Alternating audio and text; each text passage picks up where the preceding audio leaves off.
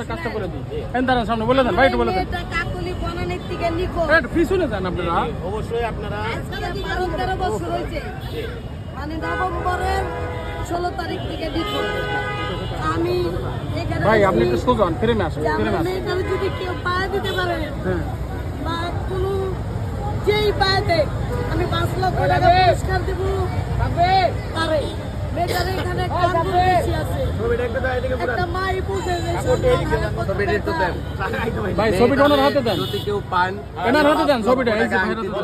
সবাই একটু সহযোগিতা করবেন। একটু সহযোগিতা করেন। আমরা যারা ইউটিউবে চালাই আপনারা মেয়েটার আরো ছবি আছে, দেখবেন। সবাই একটু সহযোগিতা করবেন। কারণ মায়ের কান্না হচ্ছে একটা বিশাল, আপনারা সবাই একটু সহযোগিতা করবেন। মানে মনটা খুইলা তো রানী নাম বলেন, এটার নাম রানী এত সোহাগী। মন খুইলা তার কথা বলা যায় না। বাবারে মনের ভিতরে অনেক দুঃখ লুকায় আছে।